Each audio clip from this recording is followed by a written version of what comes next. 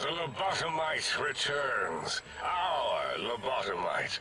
Has Dr. Mobius been denominated into scrap metal and voice module parts, as we hoped?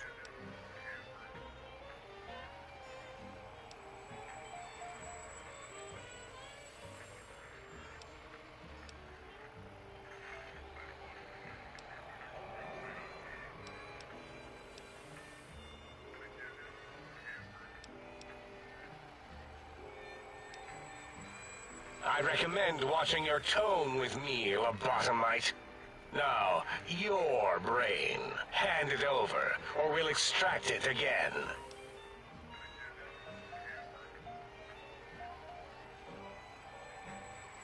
And what could we possibly have to speak about? You have the brain, we have the technology. All you must do is surrender. With it, we can finally leave this place. I cannot tell you how boring this place gets, chopping up the landscape and everything in it. And we have so many questions to ask your brain first. About this Mojave place. A fertile testing ground for our experiments.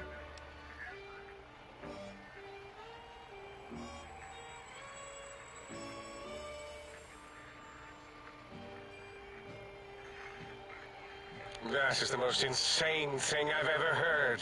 There's no way Mobius would condescend to step inside you. Besides, there's no way such a thing could be accomplished. It's impossible.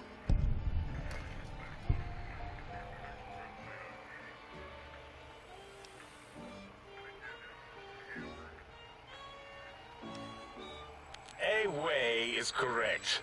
As is away, which is where your body is going once we're done peeling you. Yes! Wait, you did, didn't you? You are lying. No, you are not. Your heartbeat, perspiration, all excessively confident and sure of yourself. Why would you reason with that maniac? He'll destroy us all! Nonsense. Confer, colleagues.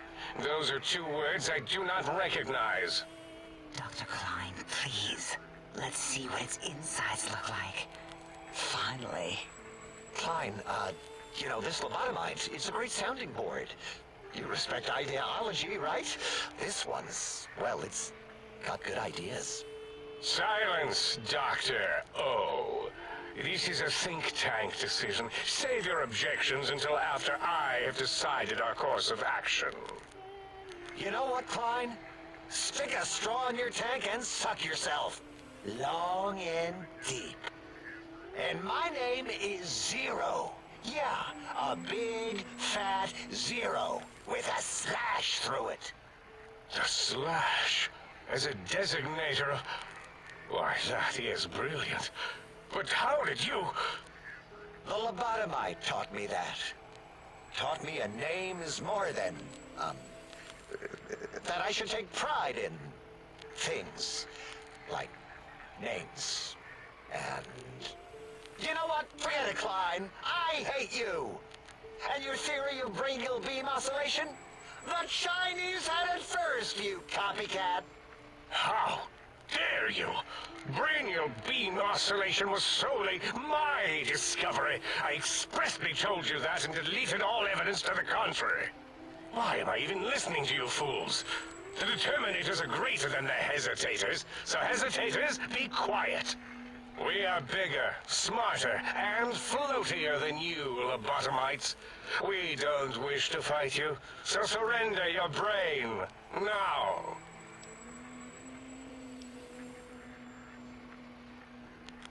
Fight? I've never been in a fight. What do I... Colleagues! Think tank! Alert! Alert! We are under attack! Ready, steady, fighting.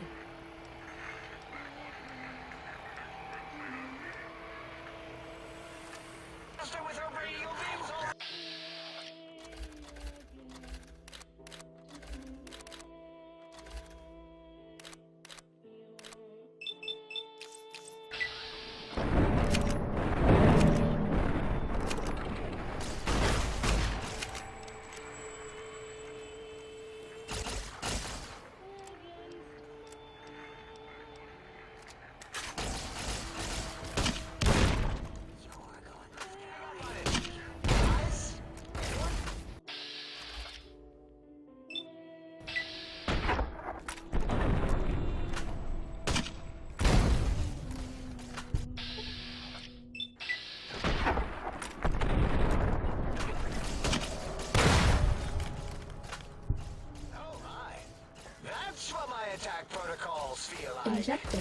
pack.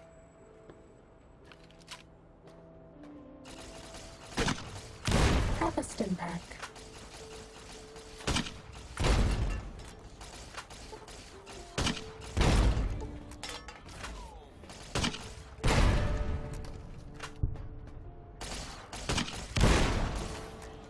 Unleash the incredible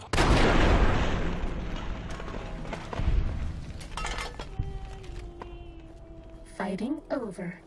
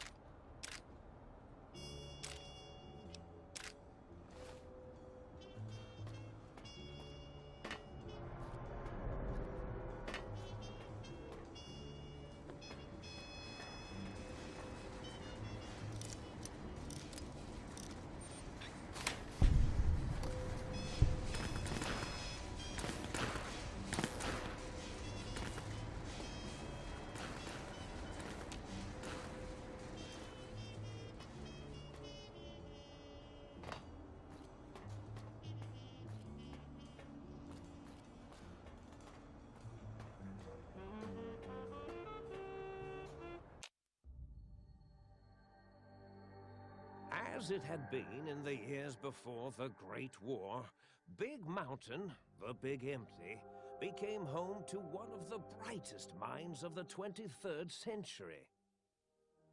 The courier watched over the Big Empty for years to come, caring for it and keeping its discoveries safe until they were needed to help others. Which had always been Big Mountain's purpose. Past the laboratories and science, it had always been intended as a place to build the future of all mankind. Although, truth be told, the courier had barely explored the crater in an attempt to rush through and be done with the whole thing. Perhaps that was for the best, however. Curiosity, while sometimes rewarded for its efforts, often proves to be equally dangerous. Dr. Mobius continued his research undisturbed in the Forbidden Zone. As much as he had attempted to create better scorpions, he tried the same with humanity, with considerably less success. These failures didn't bother him over much. Once the rush of mentats wore off, he forgot he had failed in any event. After all, the bright young mind who had come to visit him in the Forbidden Zone had already exceeded his expectations. The sink was strangely silent, which it had never been in previous years. The lack of personality modules made the base lifeless and sterile. As the courier made his way through the X8 facility, the computers analyzed the test subjects' movements. They eventually created new cyberdogs to root out commie traitors from the wasteland. Traitors like Betsy Bright, Richie Marcus.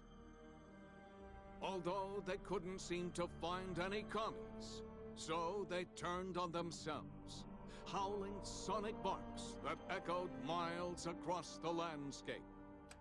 The infiltration program in X-13 continued to scan for the subject and the stealth suit prototype long after the test was over. Frustrated and unable to find its lost technology, X-13 expanded its network of laser tripwires, sensors, and robo-brains out across Big Mountain. This glittering blue light beam forest cleanly bisected anything that entered its depths, slicing them into small segmented parts for easy disposal. The courier, organs intact, continued onwards, a little less heavy of step, but with all the organs in the right places, as they should be. After all, brains can develop a life of their own when left to their own thoughts, and the courier's brain was more clever than most. The think tank basement, filled with lobotomized robotical frames of the doctors, now served as a graveyard. The monitors had recorded the battle in its entirety, including the think tank's final, shrill, terrified screams, whimpers, and pleas for mercy. They broadcast these humiliating last moments as a warning to anyone approaching the perimeter that other smarty pants were not welcome. The courier was the inheritor of the Big Empty, and there was room for only one will in the halls of the think tank dome. There is an expression in the wasteland, old world blues. It refers to those so obsessed with the past they can't see the present, much less the future, for what it is. They stare into the what was, eyes like pilot lights, guttering and spent, as the realities of their world continue on around them. Science is a long, steady progression into the future. What may seem a sudden event often isn't felt for years, even centuries to come. In the times following the Second Battle of Hoover Dam, however, old world blues took on a new meaning. Where once it was viewed as a form of sadness, nostalgia, it became an expression describing the potential for the future. It can be easy to see science as evil, technology unchecked as the source of all ills, all misfortunes. With the courier at the helm, science became a beacon for the future. There was old world blues, and new world hope. And hope ruled the day at Big Mountain. We could say more, but the stories in the Big Empty speak for themselves. Now armed with the transportal Ponder, the courier could return to the dome at any time and crack open the secrets of the Big Empty one by one. The Sync sat vigilant, waiting for its master to return, shoes covered in Mojave dust. Only one road yet remained, and it was one the courier had to walk alone.